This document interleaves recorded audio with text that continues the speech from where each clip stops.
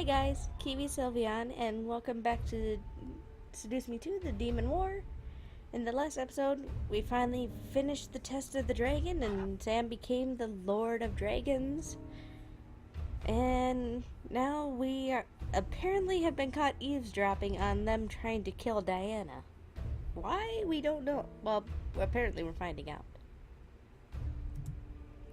Taking the new information in, I looked to the floors, thinking of the Demon Lord and how psychotic he was said to have become. He waged wars and apparently enjoyed burning down kingdoms and slaughtering the innocent.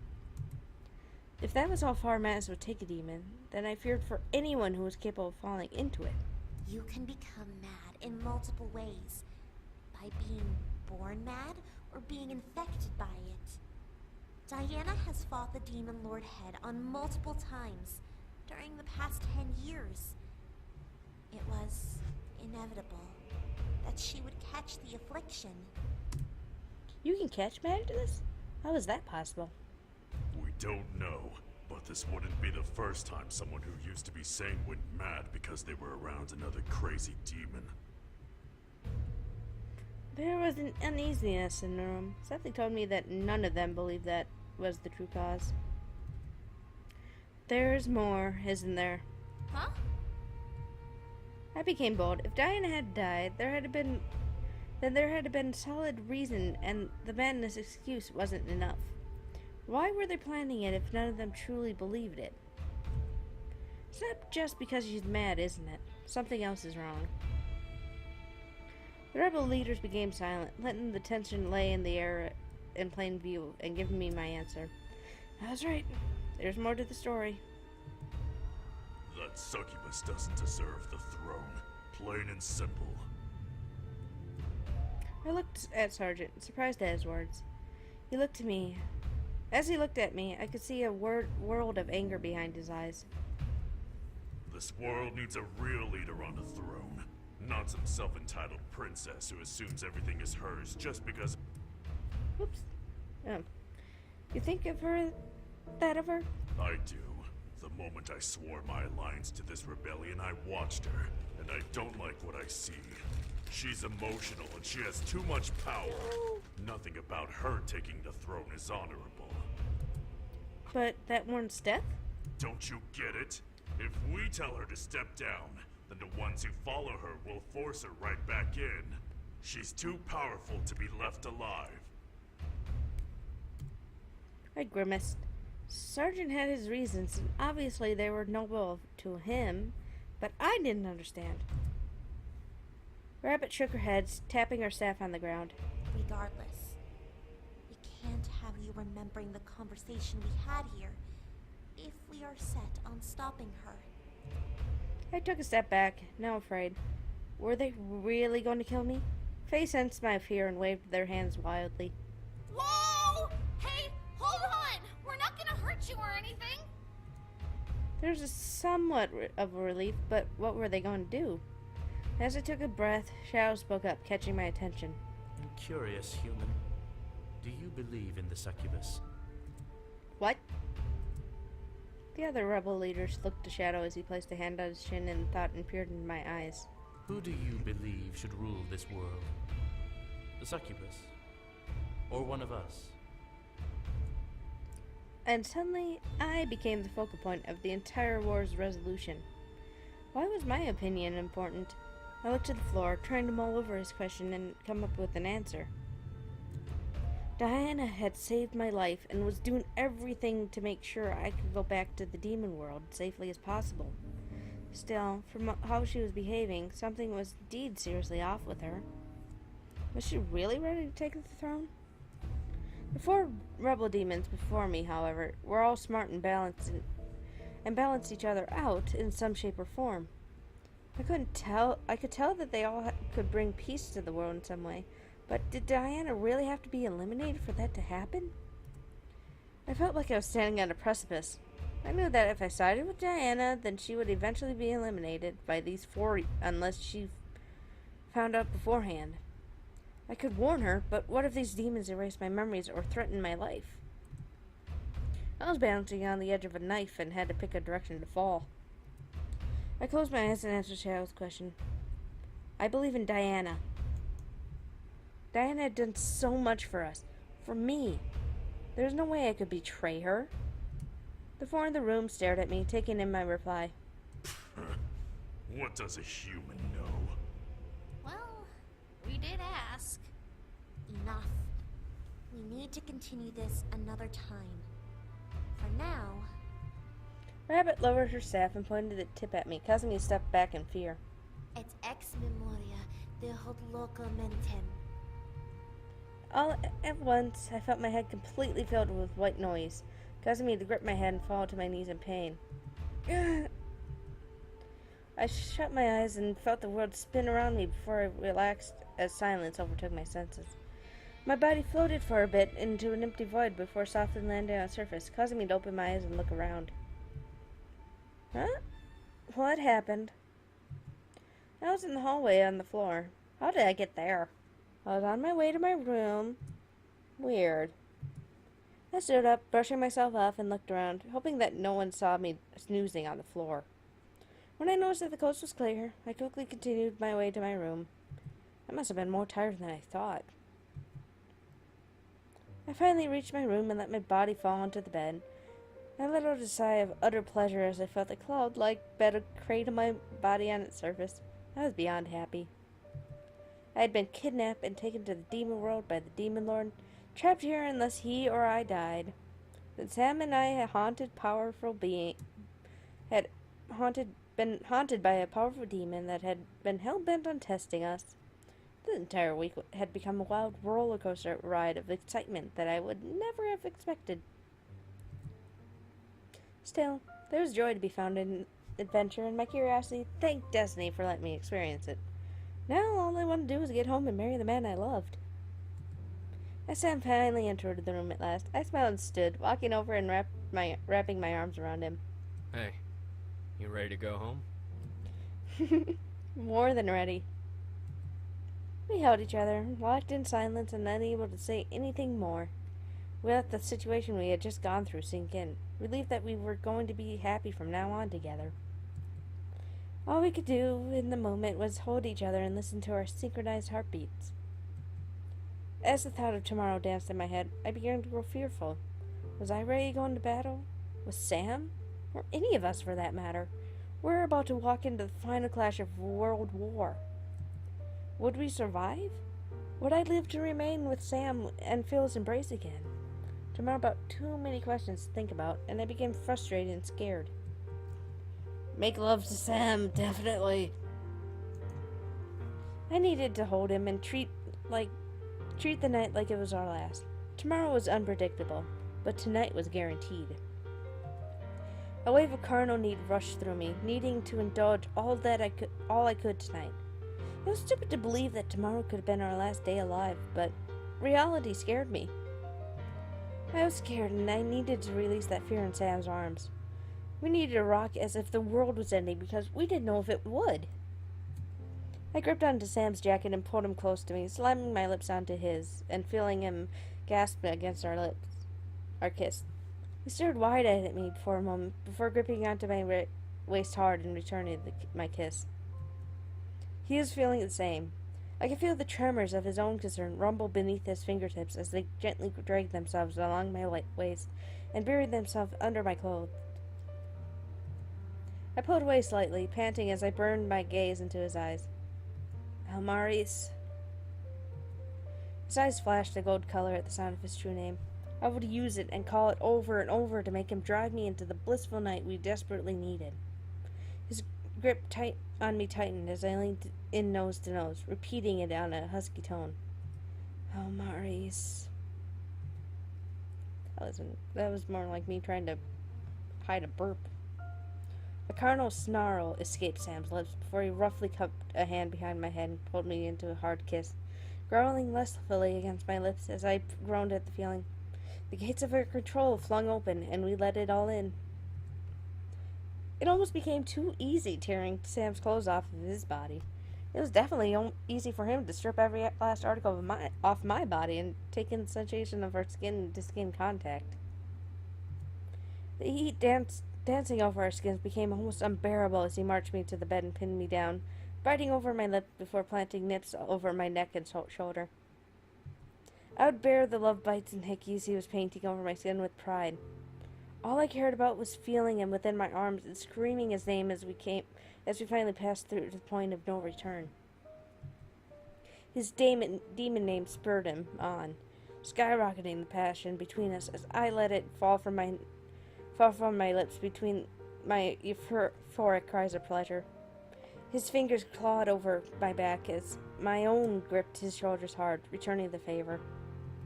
My name fell from his own lips between his hard and loving kisses over my neck and shoulder. As he finally claimed my lips to silence us both, we became unhinged and soared through multiple peaks of ecstasy.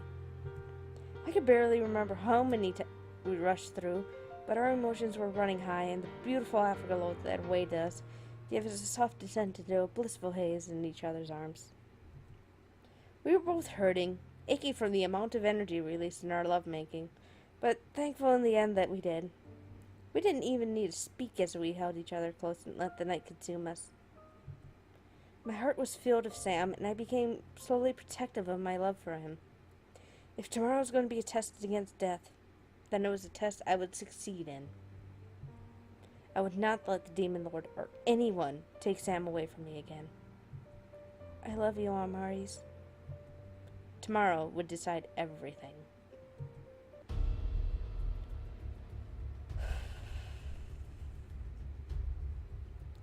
The day of the siege had finally dawned.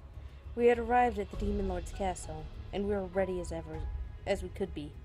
Many armies bearing different banners and colors washed over the ground before the castle, ready to rush in and lay waste to the Demon Lord and the remainder of his forces. All of us shared a common enemy, and upon his demise, all would know some form of peace. Even during the roll call of the major generals, the air became full of determination and pride. Mirth, Avarice, Nadia, Fiorna, Aradum. Each name called became a mark on history. This was the war to bring freedom or destruction to the demon world. If the rebellion didn't win this fight, then this war would never end. If the rebellion won, then the world would become united in a hopefully peaceful rule. The hour beat before the battle was set to take place. My thoughts instantly ran back to our final meeting in Lilith Castle. Diana had pulled the leaders and us together, instructing us on how exactly to proceed. Sarah, you will be joining Shadow and Sergeant in the front, taking care of the main army head-on. I expect that you will come out of it alive. Yes, my lady. Rabbit, Faye, you are in charge of range attacks and defense. We cannot allow any of those blasted imps getting to us from behind. Yes, ma'am. As Diana looked at me, I grew slightly fearful. I had to get into the Demon Lord's castle, but how exactly did Diana plan on getting me there? You and your fiancé will take the side route straight to the castle. Wait, huh? We've organized our army to have our strongest on the front lines and against the tree line, giving us a side route for you to make your way straight to the castle. If anything trickles into the side route, you'll be able to handle it. However, there is something I must ask of you. What is it? If you are indeed attacked, you need to defend your fiancé the entire way there. Do not let him use his energy. Like hell she will. When you get to the castle, I will be fighting one-on-one with the Demon Lord. If something should happen to me, then I need you to take over. She is not ready to fight him, and you need to be at full strength to finish him off. I like Sam. He's like hell she will. She'll be fine. Don't go doubting her strength just yet. You just watch, Sam. I stared, listening and reforming the order. I couldn't lie, I was nervous. However, I was determined enough to see this through. I looked over at my fiancé with a confident smile. I got this. Don't worry. Despite the worried look in his eyes, he nodded and held my hand, trusting me and my decision to agree with Diana's command. Diana rolled her shoulders and looked to the map draped over the war table between us all. Her gaze pierced into the parchment as the aura around her body pulsated in anger. I will fly ahead and meet the Demon Lord head-on. No matter what happens, I will not allow that monster to live. The pure determination and anger in her voice practically sent a shiver down my spine. She was set on seeing this through to the end, and I was sure that she was willing to even die if it meant taking the Demon Lord with her. Shadow, however, cleared his throat. Might I suggest a simple solution to deal with the Demon Lord? What is it? Shadow turned and pointed to the map, his fingers pressed against a tower structure on the Demon Lord's castle. If my scouts are correct, then that tower directly hovers over the decaying sea. The what? Shadow turned to me with an unamused grimace while Rabbit stepped towards me, hugging her staff to her body. The decaying sea. A cursed stretch of water that has plagued this side of the demon world for thousands of years. Many demons have fallen into that water and were never seen again. It's no ordinary sea. It's an eternal death wish. Just from the look in Rabbit's eyes, I could tell this sea was bad news. Shadow nodded at Rabbit's description, adding more to the fright of the waters the castle was pressed against. Any creature unfortunate enough to fall into that cursed stretch of water will be doomed to sink into an endless black void. They can never die due to the dark magic in the water, but they can never come back up. There is no saving them. I became fearful just thinking about about going near it. However, Diana crossed her arms and stared blankly at Shadow. So you wish for me to drag him up to the tower? Precisely. Yeah. So you wish for me to drag him up to the tower and toss him over? Precisely. It would make killing him much easier, wouldn't you think? Poke. Diana pressed her lips together, not agreeing or disagreeing with the suggestion given to her. However, the conversation quickly turned back to the matter at hand. The remaining incubi and the wives were asked to stay behind the army and guard the main base, where Rabbit and Faye were stationed. They needed as many eyes as possible in the back of the battle, so the four couples were perfect to keep things in check. As they agreed, the meeting ended and mental preparation had begun. The idea of upcoming battle scared me, sending waves of fear and worry up and down my body in response to the thought. Meh. Big crowd for a dickhead old man, huh? Huh? I looked at the map on the war table, seeing multiple markers cluttered into an open field in front of the Demon Lord's castle. According to the sergeant, there were hundreds of thousands of soldiers prepared to march, all ready to shed blood. I, however, looked at Sam with worry. I was frightened yet determined, worried yet pushing myself to be brave and step forward. Sensing this, Sam wrapped his hand around mine and gave it a squeeze. Hey, whatever happens, we'll do it together, all right? I listened to him speak before nodding and taking a deep breath. Everything would be okay. We would be fine. I just had to believe in myself and get us to the castle when the time was right. Like a beacon, our forces became the banner of hope and strength for the rebellion. At the sight of Diana, many soldiers bowed or stared in awe and inspiration. Maybe it was her presence, or maybe it was for all she stood for, but as Diana stood at the cliffside of the mountain, the air became full of energy and power. My fiancé, Rabbit, Faye, and I stood behind her, as Diana stood on the ledge of the cliffside, addressing the rebellion for the final battle. Her voice echoed across the field, booming and reverberating through the air like thunder. Milites! Et hoc liberati sturei tramcun tuis omnibus conversiris, stovo viscum reducitic vos ad spem, nocte, lavabimur, artem, hostium sanguine! What is she saying? She's saying that everyone's here for the same thing and we're gonna paint the walls with blood. Really? Well, not literally, but that should kick everyone's ass in gear. I nodded and stared back at the back of Diana's head. Part of me felt a little intimidated and jealous of the power she had. She really could make Alreus bow to her and obey her every whim. At the same time, I knew that she was doing the right thing for this world. Ele Dio dominati sun nostri, noste struet, ium mitere, profundissimum, inferni detractos. A pair of guards rushed forward, carrying a flailing imp demon who was caught in chains and forcibly slamming him down in front of Diana. She glared down at him and gripped one of his horns, pulling him to his knees. You should be thankful we didn't throw you into a stew like we did your partner. Wait, What? Are you kidding me? Maybe... With that whisper, Diana dragged her nails across the imp's neck, slicing open 5 large gashes in his throat and making him garble out a painful, bubbly cry. Diana, however, kept holding his head up, focusing on the blood that poured from him and guiding the energy that emanated from it towards the castle. With a flash, a large purple and red orb barrier that surrounded the castle shattered, fading into the air. The barrier that held the Demon Lord at bay was finally open, allowing us to charge in and end this once and for all. Diana summoned her saber, letting it shine brilliantly as the purple taint took over her skin. Purple taint over her skin began to twist and turn. Before my eyes, the taint on her back took shape, lifting off Diana's skin, and morphed into a set of demonic wings. I could only stare, jaw dropped, as Diana's body lifted off the ground and began to fly over the legions, slowly gliding towards the castle. To war! To battle!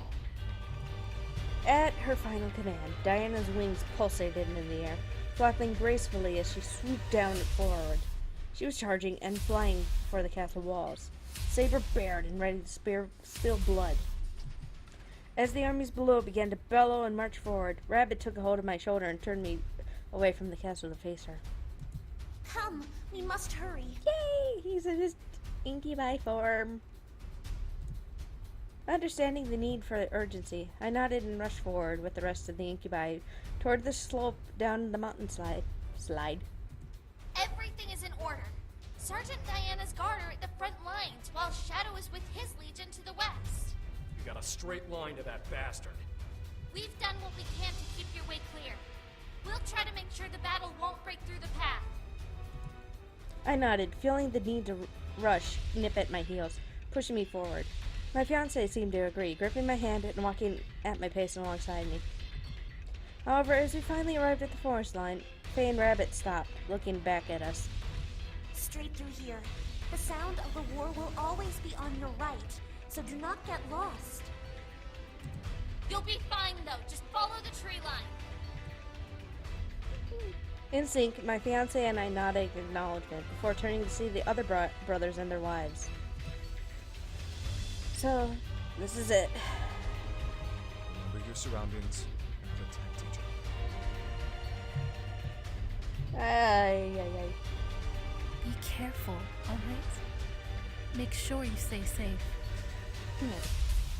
Princess, brother, we'll see you In the end. We have faith in you. You'll make it there, and we'll return to the human world soon. We'll finish this and rush in as soon as we can, alright? Make sure you kick some serious ass. Show that old goat what he gets for messing with you. Oh yeah, this is why I like Norn. She's kick-ass. We'll win this. We know we can. You can do this. We'll see you soon. And Twyla's a close second. I smiled, despite the nerves running through my body. I held onto my fiancé's hand and gave it a hard squeeze before receiving one back in kind. We'll finish this, then we'll go home. The group nodded before I slowly turned to look to the tree line. Took a breath and rushed forward. Matching my speed, my love followed, weaving through the trees behind me not to lose sight of me. The journey was surprisingly swift. The sound of war clashed beside us outside the tree line, causing me to cover my ears a bit from the volume. But I shook my head and pressed forward, not wanting to become distracted. The goal was get to the castle. I had to focus. Before I could, however, I stopped at the sight of imps trickling from the direction of the castle in our direction. My rage began to ignite in my core, causing the world around me to fill with a red, misty hue. I snarled as I lurched forward and let out a resounding battle cry that echoed through the air. I could barely hear my incubus jump back at the sound. Surprised to see me and hear me do what I did. Whoa! What the hell? However, I didn't care at the moment. All I could focus on were the imps that I had successfully stopped and intimidated with my howl. Get out of my way! I jutted my hand forward, quickly forming a large red orb and blasting it forward, letting it shoot through the trees and land on one of the imps, exploding on impact.